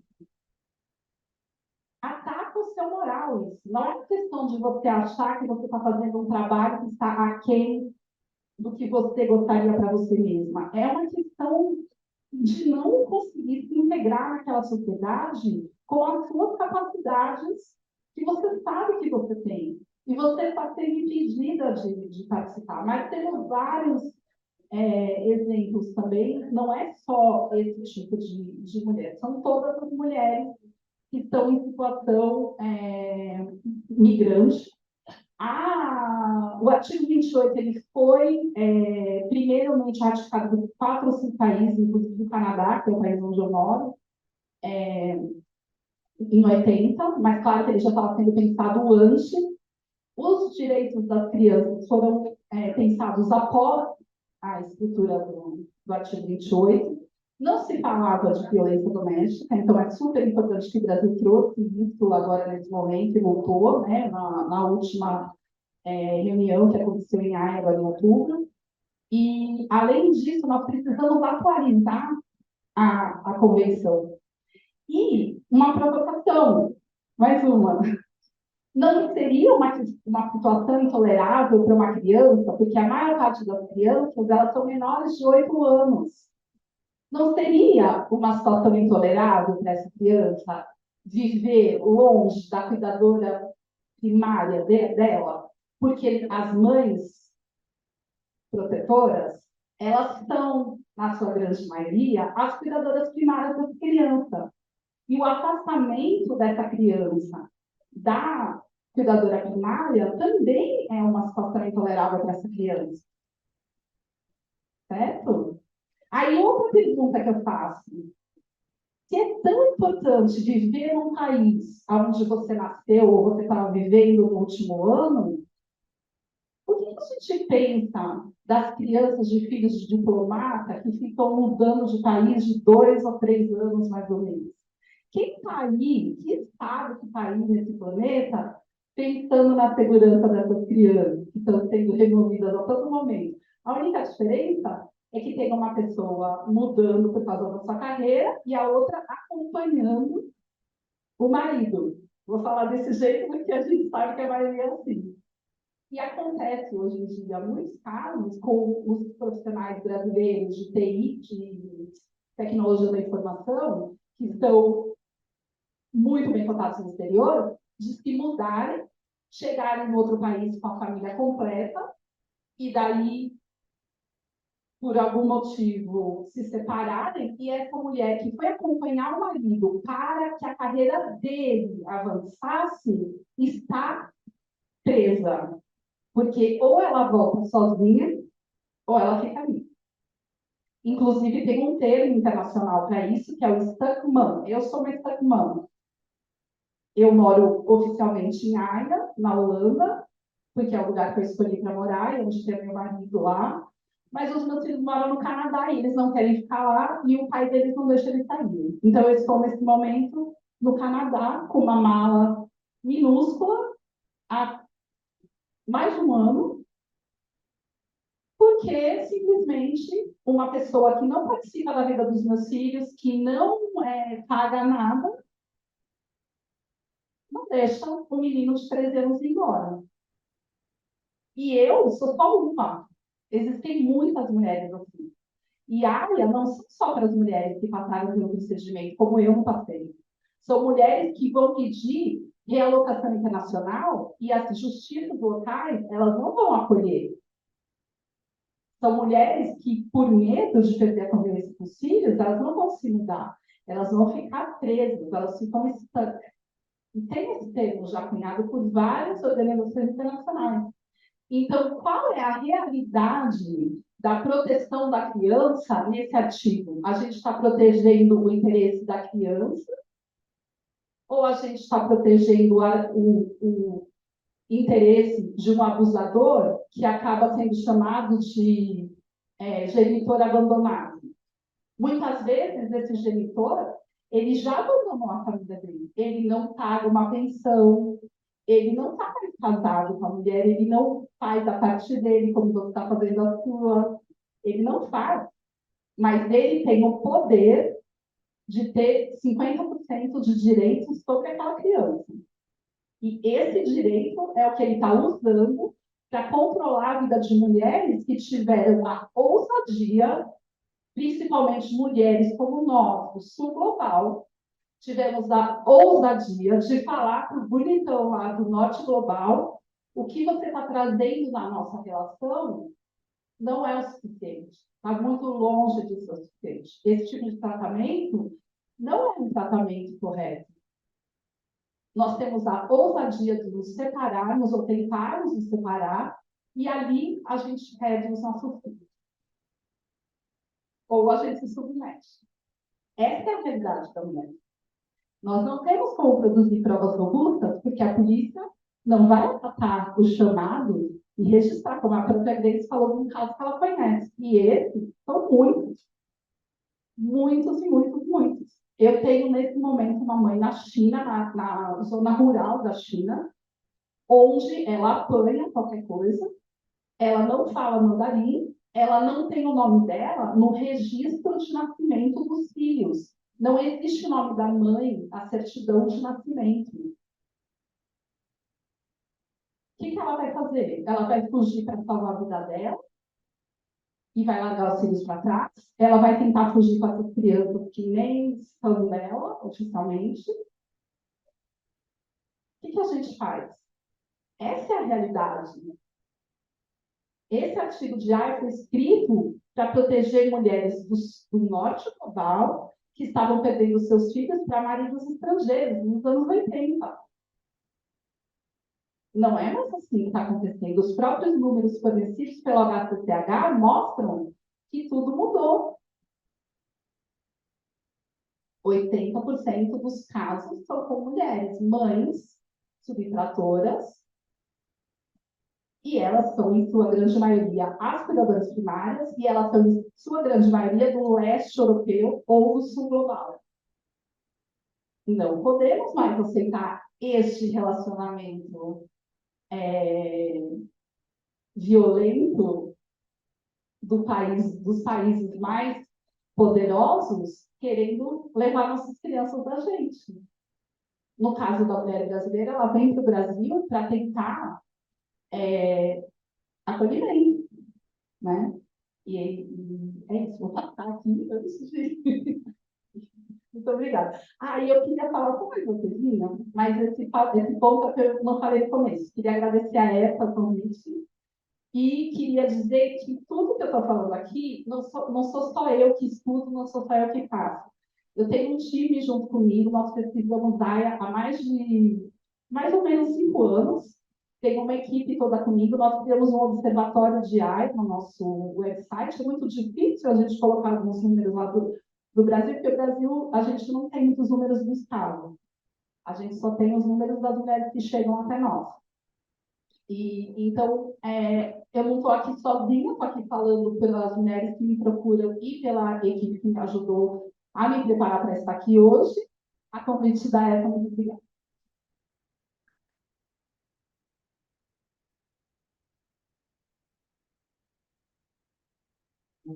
Bom, eu vou tentar reagir um pouco a acho que 3 pontos que foram colocados, que acho que são bastante importantes. Eu concordo com isso, que o ideal seria a gente ter uma espécie de protocolo, convenção de totais especificamente sobre violência doméstica. Agora, do ponto de vista pragmático, eu acho que a posição que o Brasil adotou de construir o enquadramento, a consideração da violência doméstica por dentro da convenção, ele tende a ser mais eficiente do que lutar pela inauguração de um grande debate internacional para construir um protocolo.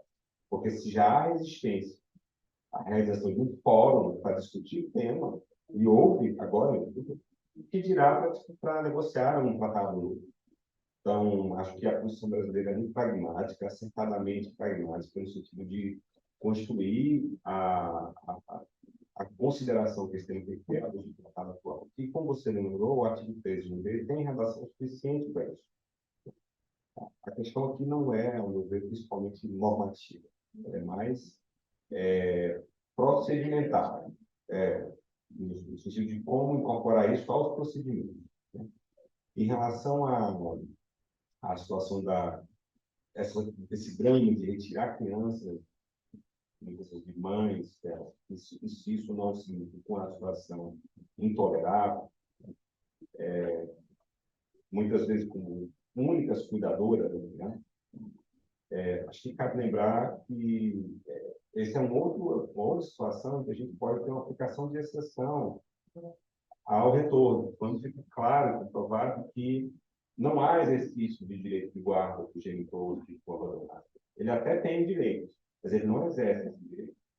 E a comprovação de que não há esse exercício, que torna o genitor subtrator como único cuidador, é uma exceção do regime convencional. De novo, a gente se barra na questão da prova. Né? Essa prova também ela é particularmente difícil. Mas, em tese, pelo menos, a convenção se preocupou com isso. Agora, eu queria encerrar com um dado que eu deveria ter dito antes, mas que revela a dificuldade desse assunto. A gente está falando muito aqui da situação de mães, de mulheres brasileiras que retornam do exterior com filhos e sofrem, digamos assim, as dificuldades de enfrentar uma ação judicial como essa. essas mulheres são 80% dos genitores que subtraem crianças para o Brasil. Mas eu vou compartilhar com vocês um dado que eu recebi há um mês atrás. Até 4 anos, de 10 casos que envolviam o Brasil, crianças subtraídas para o Brasil, vindo de outro país para cá, ou crianças retiradas do Brasil para o exterior, a cada 10 processos, em 9, a gente estava falando de uma criança trazida para o Brasil. Ou seja, o Brasil tinha um perfil eminentemente passivo nesse tratado. O Brasil é o país que só atua para devolver crianças para outros países. 2020 para cá, isso mudou completamente. E eu fiquei completamente surpreso com o dado que foi compartilhado pelo Ministério da Justiça. Desde a pandemia, metade dos casos são casos de mulheres brasileiras que perdem os seus filhos para homens que deixam o Brasil levando o filho. Em alguns casos, a própria mulher deixa o Brasil e vai para um outro país. Mas eu estou atravessado para mostrar para vocês que há também um grande grupo de mulheres brasileiras que sofrem por não conseguirem trazer suas crianças de volta para cá. Isso chama nossa atenção para o caráter de reciprocidade que esse instrumento tem. Ele tem um caráter teoricamente recíproco. Na prática brasileira ele não tinha. O Brasil só se envolvia até 4 anos atrás para atender a pedidos de devolução de crianças para o exterior. Mas de 3 anos para cá, no pós-pandemia, os números são equivalentes. Né? E a gente tem tido muito apelo de mães brasileiras que lutam, que batem as portas do governo para dizer: tragam o meu filho de volta, apliquem a Convenção da Haia, busquem o retorno desse menor. Né? É uma atuação que a gente não se envolve, a AGU, mas o governo brasileiro se envolve, e, como disse, cada vez mais. Torna esse assunto ainda mais dramático. Né? Mas é agora como a gente tem que perceber a questão de maneira mais sistêmica, sem perder de vista, obviamente, né, a importância de insistir no adequado tratamento da violência doméstica nos casos de mães que trazem os seus filhos para cá. E essa é a nossa missão para 2024, como disse, nesse fórum global que será realizado para discutir violência doméstica. Muito obrigado. Demais, tem alguma pergunta ou observação?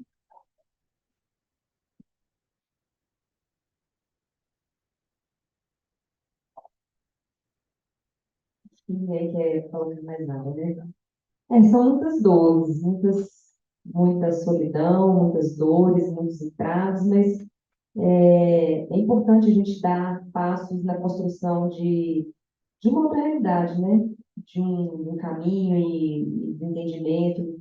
E eu fiquei especialmente contente de ouvir os dois panelistas hoje e aprender com eles a respeito da situação, né? Que eu só havia vivenciado casos pontuais e aí agora ver a grande figura e o contexto todo foi muito enriquecedor para mim. Então, eu agradeço muito a participação de vocês, agradeço o convite da ANAP, na pessoa da ECA, que nos trouxe para cá hoje para tratar desse assunto que é tão delicado.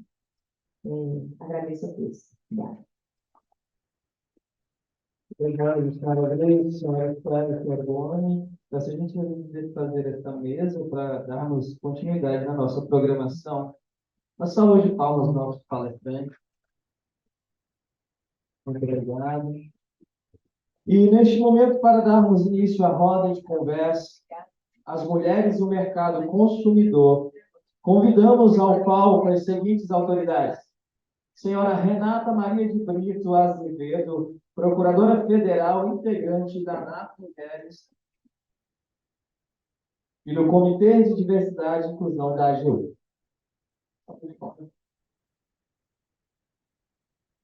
Senhora Erta Rani Teles, Procuradora da Fazenda Nacional, integrante da ANAP Mulheres, co-idealizadora dos tributos a elas e membro de diversos grupos de estudo sobre gênero. Senhora Lorena Campos Henriques, coordenadora de pesquisa e análise legislativa de coordenação geral de estudos e monitoramento de mercado.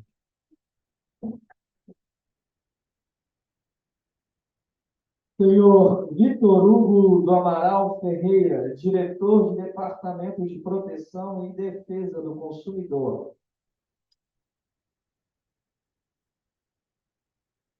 E senhor Hélio Corbellini Filho, coordenador geral de Consultoria Técnica e Sanções Administrativas e também associado da ANAP.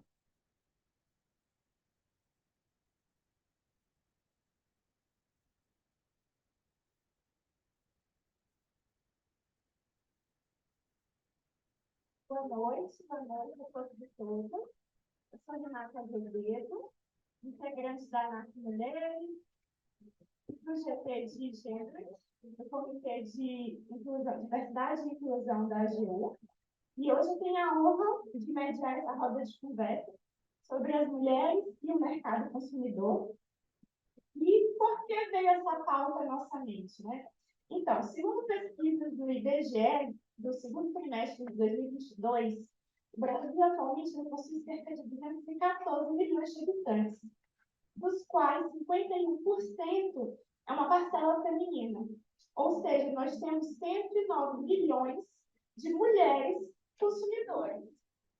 E independente do segmento social que nós integremos, nós temos um poder de compra muito grande, porque, para além das efetivas decisões que nós temos, cujo viés cultural impõe que adquirimos, que compremos, não só para a gente, mas também para o núcleo familiar, nós influenciamos também as aquisições que não são efetivadas por nós. Então, é tão relevante enxergarmos, estudarmos essa força, fazendo um paralelo com a mão invisível do mercado, com essa mão invisibilizada feminina, que durante muito tempo foi esquecida pelo mercado consumidor. E para iniciar essa roda de conversa, eu vou passar a palavra para a doutora Eva Minipelli, procuradora da Fazenda Nacional, doutoranda pela Universidade de Coimbra, integrante da ANAP Mulheres, para falar um pouco sobre o Pink e como ele afeta a vida das mulheres consumidoras. Olá, boa tarde a todos, boa tarde a todas. Estou um pouquinho ainda emocionada com o pai da anterior, né?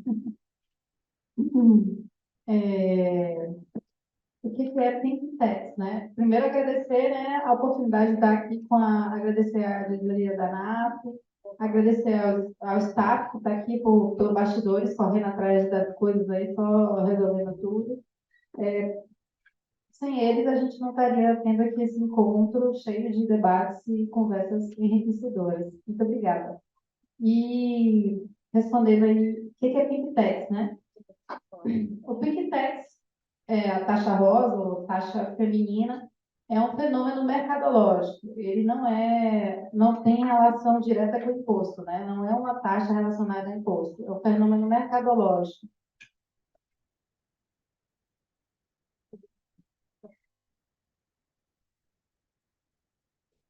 Esse fenômeno mercadológico, ele se manifesta na questão dos produtos femininos serem mais caros do que os masculinos. É um fenômeno do mundo inteiro. E aí, por que esse nome rosa, né? Taxa rosa por conta disso. Envolve também os produtos relacionados. A rosa, não só em relação às mulheres, mas também em relação ao público LGBT, né? A questão da cor, né? É porque a primeira vez que a gente comecei a estudar esse tema, a gente estava estudando a vinculação do rosa com as mulheres, e na verdade a gente tem que o vermelho antigamente não era feminino, era dos homens, né? Então você vê que o vermelho é a capa do super-homem, é a capa dos príncipes, né? Era muito vinculado aos homens. Depois é que houve esse giro, né, de cores para o azul ficar com os homens e o rosa com a gente, né? Mas você vê ali que o vermelho era dos reis, era do típico dos homens, depois foi que o rosa foi vinculado às mulheres, na questão do estereótipo.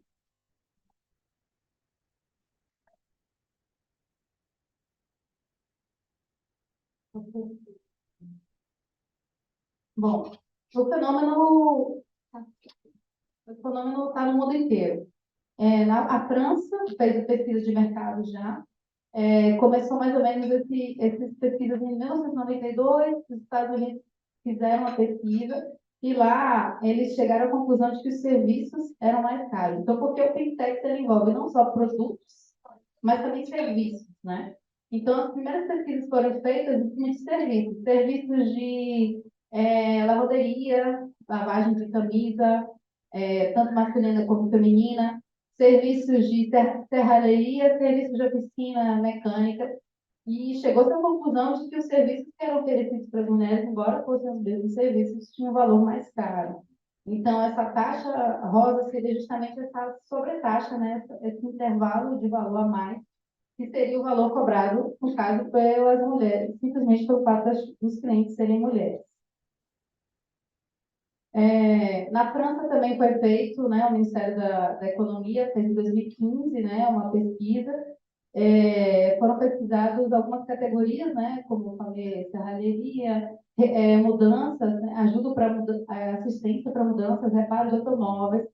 E aí chegou-se à conclusão que sim, que havia essa alteração de valor. Na Alemanha também, em 2017, foi feita essa pesquisa, especialmente em setores como salão de beleza e lavagem a seco. Então, assim, o salão de beleza ele está sendo pesquisado em todos os lugares. Então, em média, né, no Brasil também foi feita essa pesquisa, foram pesquisados 100 salões de beleza, que esse registro dessa pesquisa é feita, 100 salões de beleza no Brasil inteiro. E aí, os serviços femininos eram mais ou menos 30, 40 vezes mais caros que os serviços masculinos.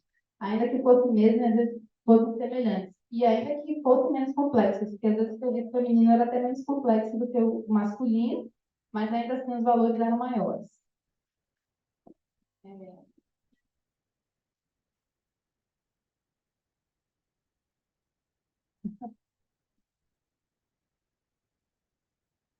O termo veio em 2014, né, esse movimento lá na França, né, veio acontecer uma campanha liderada por um grupo ativista, e aí questionava que, basicamente, né, nesse movimento aí, o vilão era o barbeador, né? Então, daí que veio o nome Pink-Tex, e daí que surgiu essa manifestação. Aí tem mais pesquisas mais recentes. Tem essa de 1992, 1995, com salões de beleza, serviços em geral. Tem em 2016, o Departamento de Defesa do Consumidor de Nova York também fez. Ele constatou que em 42% dos casos, né, os produtos femininos eram mais caros, né, que os produtos femininos custavam 42% a mais que os produtos masculinos. E no Brasil também foi feita pela Escola de Marketing, São Paulo, Rio de Janeiro e Salvador. E aí a pesquisa envolvia também a percepção das mulheres, como é que elas se sentiam em relação aos produtos. E 82% das mulheres não percebiam a diferença entre os preços, 89% achavam normal o preço ser mais alto para elas, porque se justificavam pelo fato de as mulheres serem consideradas como mais consumistas, e 97% concordam que é mais caro ser mulher. E aí, se a gente for olhar nos sites, tem, né, por exemplo, e aí envolve toda a idade, todas as idades. São produtos desde meninas até adolescentes, mulheres e pessoas da melhor idade, em todas as fases, os produtos femininos são mais caros. Então, aí a gente está com típico, né? $11 cada uma, só que o pacote das fraldas geriátricas masculinas são 52 fraldas e as femininas só 39. Não é o mesmo preço, né? Não, mais caro. É o mesmo preço, só que a gente tem uma quantidade maior de fraldas, né? Do outro produto também. Aí tem outros exemplos aí. O clássico da Gillette, esse site aqui é do Brasil, aí, drogaria. Gillette, a rosa mais cara, né? Desodorantes também. A gente tem aí valores mais altos também, né? E no Brasil ainda. Camiseta básica, não tem muita diferença entre essa camiseta, mas a gente tem aí uma diferença de $40. $40, né? Mais a camiseta feminina e aí a masculina bem mais barata, embora tenha mesmos dizeres, cores semelhantes. Aqui não tem tanta diferença entre elas. E O que me surpreendeu foi a calça jeans. 23% mais cara a calça jeans para mulher. Ainda que a diferença seja só o corte da calça. Não tem muita coisa além do corte, do desenho dela, mas em média 23% a mais e da calça jeans. Então, vai aí todos os produtos envolvidos. E aí tem uma pesquisa que eu achei interessante, que foi de Nova York, o transporte rosa agora, né? Eles pesquisaram se era mais caro uma mulher se deslocar dentro da cidade. E eles chegaram à conclusão de que sim, que era mais caro. Não é que a tarifa do ônibus e do metrô fosse mais cara, ela paga o mesmo valor. Acontece que, pela situação de violência que ela pode sofrer, assédio, ela acaba trocando o metrô por outro tipo de serviço à noite, por exemplo. Então, ela gasta mais dinheiro. E se essa mulher, se essa pessoa foi envolvida no trabalho de cuidado, que a gente tem 75% do trabalho de cuidado sendo realizado por mulheres, a gente tem que elas gastam mais, porque quem está cuidando de alguém, seja uma pessoa idosa, um tio para levar para o médico, para o hospital, uma criança para levar para a escola, ela gasta muito mais transporte público, deslocamento ali. Então, em média, se a pessoa for uma mulher e ainda for cuidadora de alguém, ela gasta US$ 100 a mais por mês de transporte, segundo essa pesquisa lá de Nova York, né? Então, ela gasta, né? Os cuidadores gastam, quem está cuidando, né? Uma viagem típica de cuidador gasta mais, e uma viagem que a pessoa deixa de viajar de metrô pela questão da segurança, acaba optando por outro tipo de serviço, também acaba saindo mais caro por conta disso. E as empresas foram perguntadas por que os valores eram mais altos. Por que vocês estão cobrando mais caro pelos produtos? Algumas empresas francesas disseram que a França é conhecida por ter os produtos de beleza, né? Shampoo e tal. E elas disseram que elas diziam que os ingredientes dos produtos eram diferentes e eram mais caros, os ingredientes dos produtos femininos. E aí foram perguntar para os especialistas e eles disseram que não, que exatamente eram os mesmos ingredientes e ainda assim os produtos de creme de cabelo, creme de corpo, etc., eram mais caros das mulheres. Não, então não é por causa dos ingredientes, me dá outra razão. As empresas vieram com outra razão. As propagandas dos produtos femininos são mais caros. A gente tem que pagar atrizes, e a gente tem que fazer uma propaganda mais elaborada e tal, e acaba sendo mais caro. Sendo que a gente sabe que na prática acaba não sendo assim, que inclusive os homens ganham mais até para fazer as propagandas, às vezes. Muitas vezes a gente vê os jogadores de futebol, jogadores de basquete, eles acabam ganhando mais do que as mulheres no marketing, né? Então, não significa que o produto feito para as mulheres seja mais caro na sua produção ali da propaganda, para justificar que o preço fique mais caro no final das contas. Como eu falei, ela envolve todas as idades, né? Um dos artigos que eu acabei de escrever, mas está no J, a gente fala das crianças, né? O problema do fintech, dessa diferença de taxa em relação às crianças. Então, a gente tem que... Por que surge o fintech, né? O fintech surge porque as empresas percebem que é muito mais lucrativo para elas, pelo menos assim, alguns estudos dizem, indicam, que é mais lucrativo para elas dividir aquele produto em dois, né? Produto para a mulher e produto para o homem. Porque se eu tenho numa casa um casal e ele vai ao supermercado juntos, ali eu consigo vender para eles 2 shampoos, 2 condicionadores, 2 desodorantes, porque cada um compra o seu, porque eles acham que a gente não vai comprar o mesmo shampoo para dividir lá em casa. Então, assim, então eles conseguem dividir, né, para ter mais lucro, porque eu vendo para a mulher e vendo para o homem. Eu não vendo um produto só para casa, eu vendo cada um para cada sexo ali envolvido. Tanto que quando você vai comprar, as prateleiras estão longe uma das outras. Você vê um rol de shampoo assim para mulher, mas você vê em outra prateleira lá longe para os homens, né? Você não consegue nem comparar o preço, porque muitas vezes eles não estão tão próximos assim no supermercado ou na drogaria, onde quer que seja, para você poder comparar. Então, eles dividem os produtos e também eles fazem em relação às crianças. Porque se eu divido, né? Se eu boto uma bicicleta rosa, uma bicicleta azul, eu acabo vendendo mais bicicletas, porque uma criança, numa casa que tem um casal, né, um menino e uma menina, a mãe vai comprar a bicicleta rosa para a menina e vai comprar azul para o menino e por aí vai. E a gente não consegue comprar uma bicicleta só para ser aproveitada por todas as crianças daquela casa. Então, daí a empresa vai lucrando mais e tal. Só que no caso das crianças, fica complicado porque você também acaba direcionando o consumo dos brinquedos. Se eu tenho uma bicicleta que supostamente é voltada para as meninas, mas ela é bem mais cara que a dos meninos, qual é o recado que eu estou passando para o consumidor, né? Que a bicicleta para o menino é mais barata, mais fácil de você comprar, então eu vou e compro a bicicleta para o menino, mas a menina é mais cara aquela bicicleta. Então, provavelmente, se aquela família não tiver tanto dinheiro assim, a bicicleta, que seria a bicicleta da menina, ficaria ali na prateleira do supermercado e aquela menina já estaria longe ali de mais um brinquedo, mais uma possibilidade. E aí a gente vai dividindo os brinquedos entre sexos e a gente vai gerando os estereótipos que foram falados aqui na vez anterior, né? O que se espera de um homem, o que se espera de uma mulher. E daí a pergunta típica de quem tem filho pequeno quando entra numa loja de brinquedo ou de quem não tem. Você entrou na loja de brinquedo, qual a primeira pergunta que te fazem? É para menino ou para menina? E ali você já divide o futuro da criança em dois corredores, né? Porque se for menina, você vai para o corredor das bonecas, dos pratos de lavar, da vassoura, do pão, do serviço do cuidado. Você deixa ela ali para varrer a casa, para fazer uma comidinha, né? Brincando daquilo ali, brincando de boneca. Mas se for menino, você leva para um corredor que é muito mais criativo, muitas vezes, né? Muito mais espirituoso, tem muitas outras possibilidades. Tem astronauta, tem jogo de matemática, tem vários tipos de possibilidade, e aí você vai ali moldando o futuro daquelas crianças, o que gera.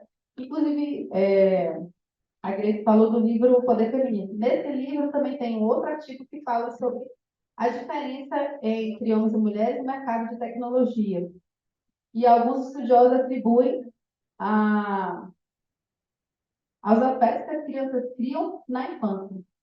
Porque a gente tem as meninas muito menos correlacionadas à matemática na infância, porque os brinquedos delas são muito mais de bonecas e tal. E ali naquele momento você vai criando uma tendência da criança, aquele tipo de brinquedo, aquele tipo de brincar.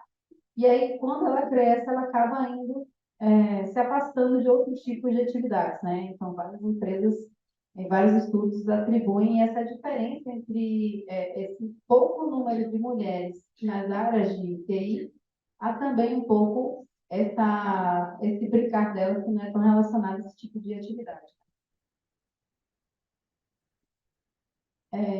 Aí o clássico exemplo, 258 o vermelho e 329 o rosa.